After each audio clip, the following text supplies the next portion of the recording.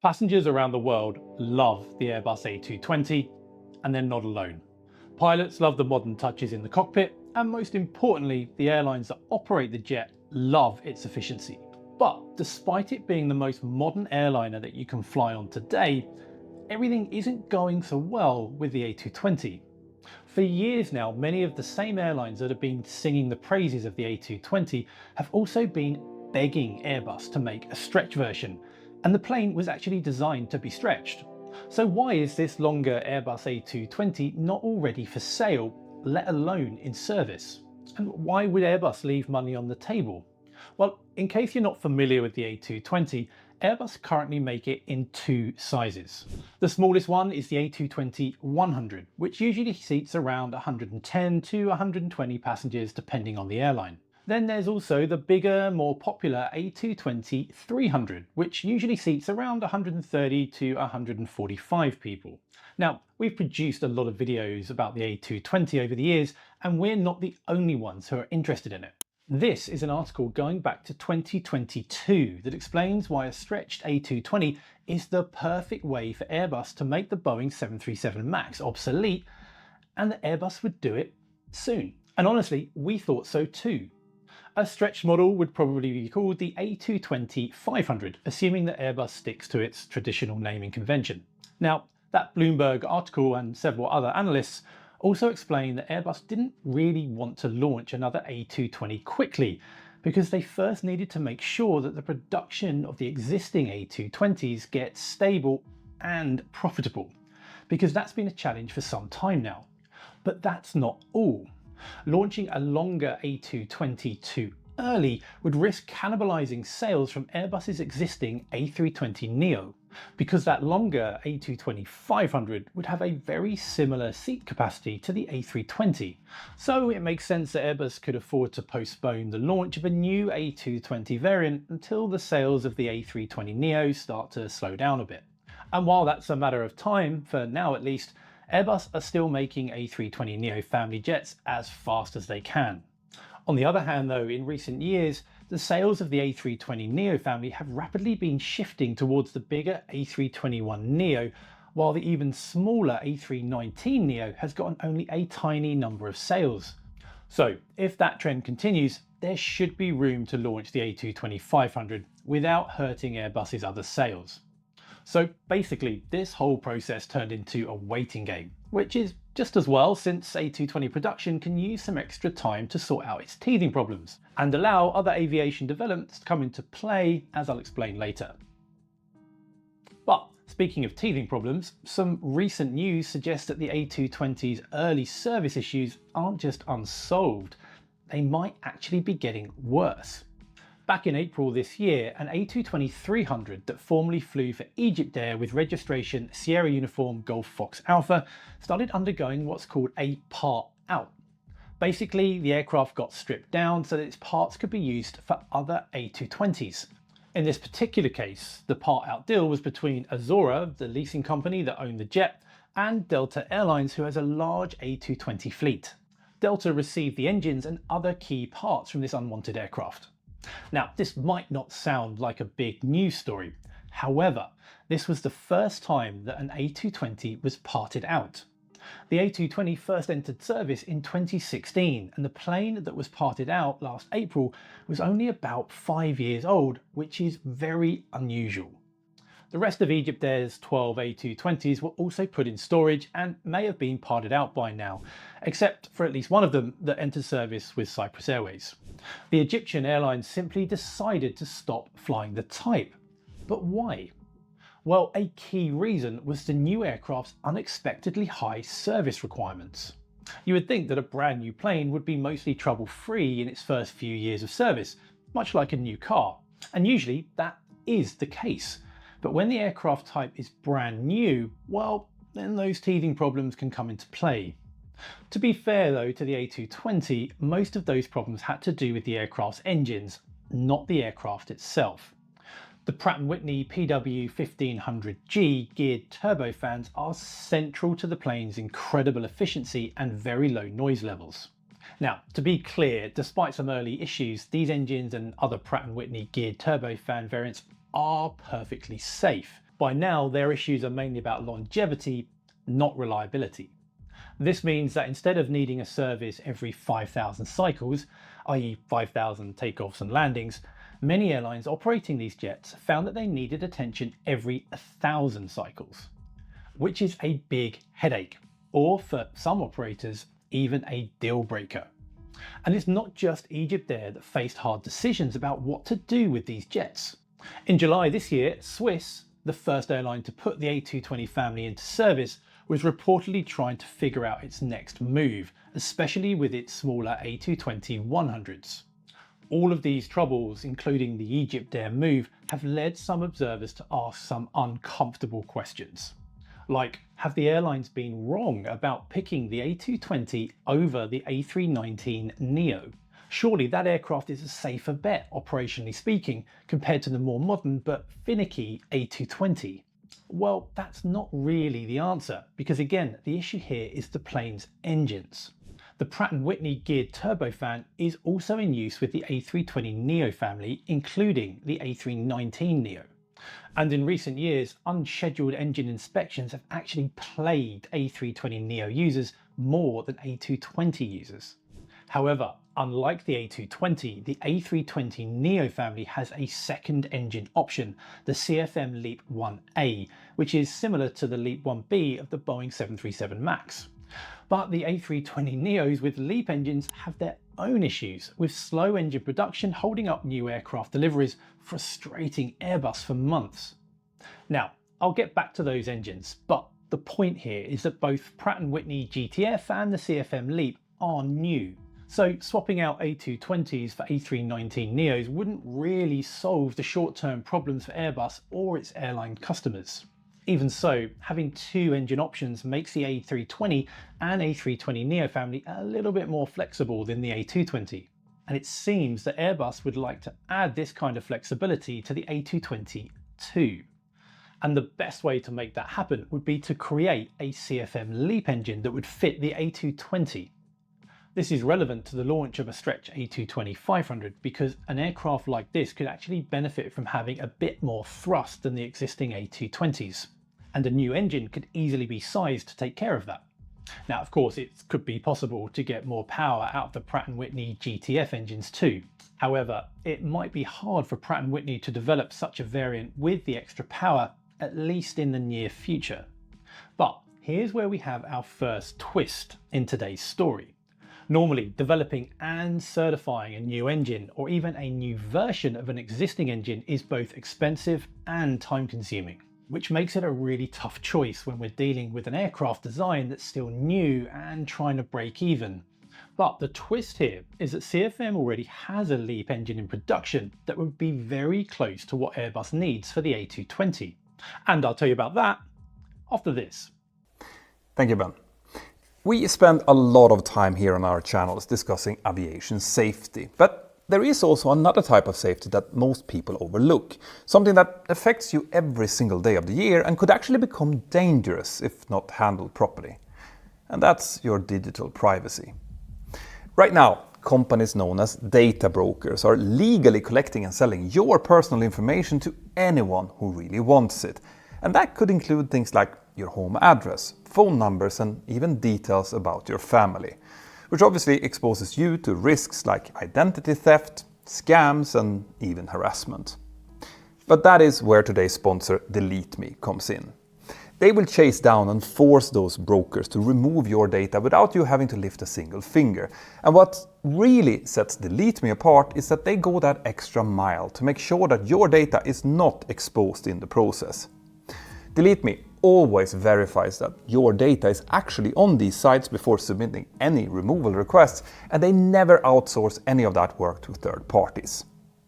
That's also why Delete Me are trusted by judges, medical providers, and even journalists, people who really understand how important privacy protection really is. When my colleague Dom signed up, he was shocked to see that his information was spread over literally hundreds of different sites, but Delete Me started removing them straight away with great effect. So if you want to start protecting yourself as well and get a 20% discount when you do, then Click on this QR code or go to joindeleteme.com/mentor now using the code mentornow at checkout. Thank you, Delete Me. Now let's get back to Ben. So, what LEAP engine does CFM make that would fit under the wings of an Airbus A220? Well, as some of you may have already guessed, I'm talking about the CFM LEAP 1B engine of the Boeing 737 MAX. And here we need to talk a bit more about engine fan diameters, because not all CFM LEAPs are made equal. Not in size, anyway. Generally speaking, the Airbus A320 and the Boeing 737 families are similar in size, with similar passenger capacities and fly similar routes. But one notable difference between them is that the 737 sits much closer to the ground. And that's because back when the 737 was still new, smaller airports that it flew to didn't always have the right ground handling equipment to load and unload aircraft baggage, or even enough air stairs to handle multiple aircraft at the same time. So a plane that sat nice and low offered some neat practicalities. And this actually governed the design of many other planes of the same era, like the Boeing 727, the DC-9, and in Europe the BAC 111. But as it turned out, the rapid expansion of aviation meant that production of such airport equipment ramped up, meaning that even relatively small regional airports around the world could now afford the equipment that they needed. So the newer aircraft designs like the A320 now sit much higher. And that gives these planes room for larger diameter engines. And engine makers take advantage of this when they can, because this larger diameter makes it easy for these engines to be made more efficient. And that's why both the CFM LEAP and the Pratt & Whitney geared turbofan engines have a larger fan diameter than the CFM 56 and the V2-500 engines that they replaced. But the A320 family always had a larger diameter fan than the 737. We can see this in the CFM LEAP 1 engine, which powers both the A320 Neo and the 737 MAX families. The Airbus version of the engine has a fan diameter of 78 inches or about 198 centimeters, but in the Boeing, its fan measures 69.4 inches or 176 centimeters in diameter. So what about the Pratt & Whitney PW1500G engine that powers the A220? Well, that one has a fan diameter of 73 inches or 185 centimeters, so a bit bigger than the LEAP 1B that the 737 MAX uses. So that means that the LEAP 1B would fit under that wing just fine. But remember a few minutes ago when I said that the Airbus would want the A220-500 to have a more powerful engine? And despite its slightly smaller diameter, the LEAP 1B actually generates more thrust, up to 29,320 pounds at takeoff, compared to the PW1500G, which tops out at around 24,400 pounds. Now, the LEAP 1B is heavier than the Pratt & Whitney because, well, one advantage of the geared fan engines in general is that they are lighter, as we've explained in previous videos. But the extra thrust that the engine generates should make up for that quite comfortably. So this is a big deal, right? Having the right engine for a new aircraft application before launch really helps. Of course, the new engine would need a new nacelle and likely some adaptations for aircraft systems like electronics and hydraulics, but it's nice to have the basic engine architecture already in place. However, even if fitting an A220 with LEAP engines can be done, producing it is another matter. Remember when I said that Airbus is facing production delays with A320 Neo aircraft that have LEAP engines? Well, Airbus has 60 A320 and A321 Neos already built and assembled, but without engines. So if CFM is already struggling to make enough of these engines now for A320 Neos and presumably for 737 MAXes too, then launching an A220-500, which depends on the launch of another LEAP variant, might be a little risky. Of course, the launch and entry into service of such a plane would take time, and Airbus would coordinate that with CFM and the rest of their suppliers to make sure that they have the time they need to ramp up production and meet the challenge. But all of this is a process that has to be timed carefully. And going beyond engines for a minute, stretching the fuselage of an aircraft and generally making it heavier sometimes involves modifications to its wing. But according to Bjorn Firm in Liam News, this shouldn't be necessary to make the A220-500 a reality. Again, the aircraft was actually designed with the prospect of this stretch, and its wing was sized accordingly for that. So to recap, to launch a stretch A220, Airbus need to keep an eye on their order book for the A320 Neo, which is still healthy. And they also need their engine suppliers and CFM in particular to sort out any engine production bottlenecks that are slowing them down. And thankfully for Airbus, the A220's existing wing most likely isn't an issue. Now, we are oversimplifying things a bit.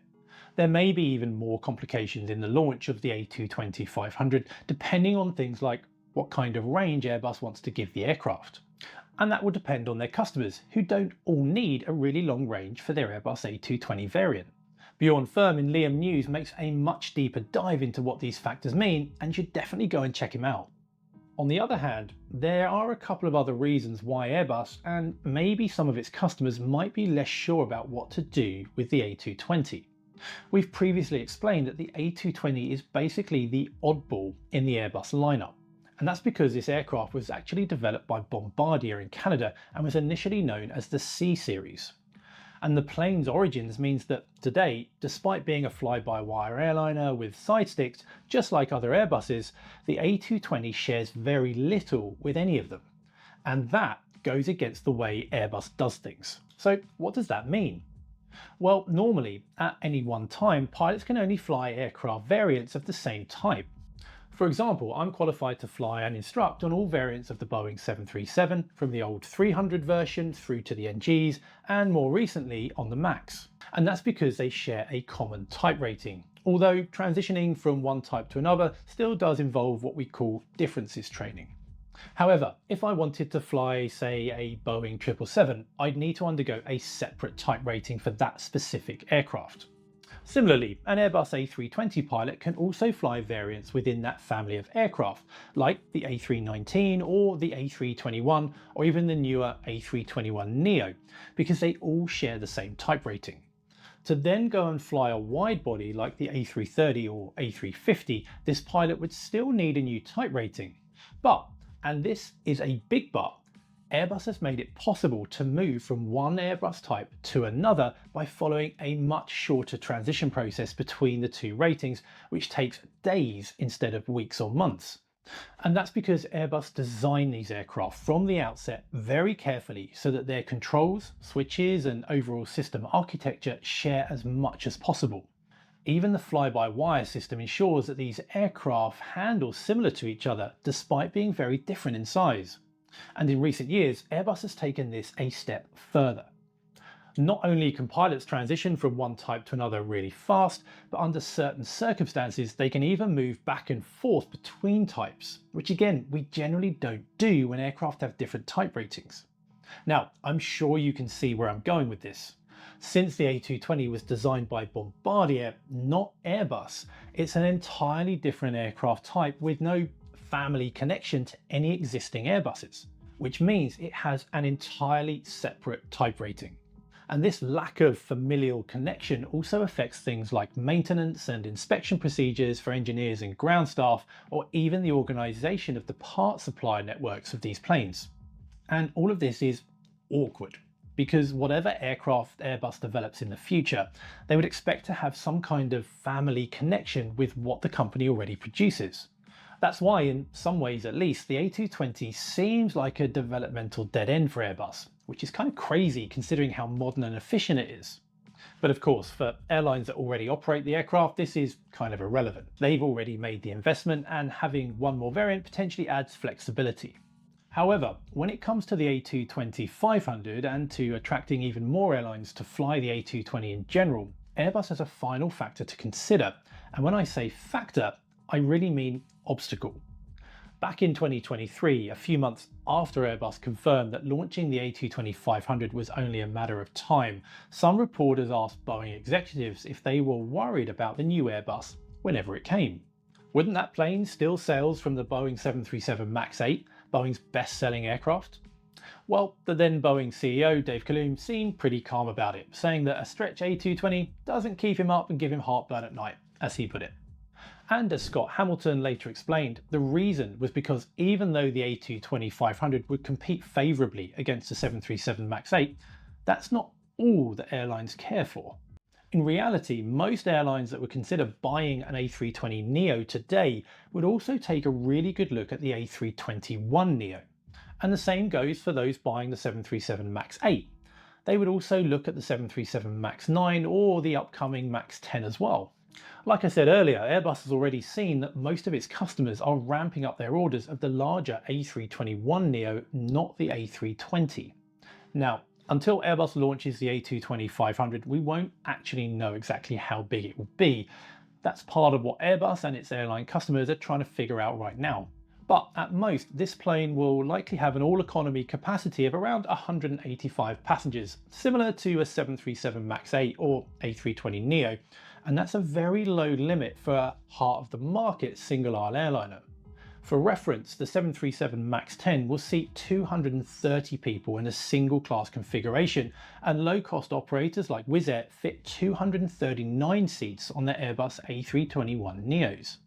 So the problem with the A220-500 is that whatever happens, when it comes, it will be the upper limit of the A220 family. The narrow diameter of the fuselage means that it can't easily be stretched anymore to get near that 230 or 240 seats of other models. Now, this might not stop new customers from buying the aircraft if their strategy calls for something entirely different below that market segment, or if they are someone like Air Baltic, who now has an all A220 fleet. But for others, even if the 737 MAX 8 or the A320 Neo have slightly worse passenger seat economics when considering the overall fleet strategy of the airline, the A220 might not be their choice. But what do you think? Is Airbus making a mistake by not launching this larger A220 variant now? And if someone other than Airbus had taken over the aircraft, would they have launched something larger already? Let us know in the comments below. I'm Ben Watts, you're watching Mentour now. Have an amazing week, and I'll see you next time.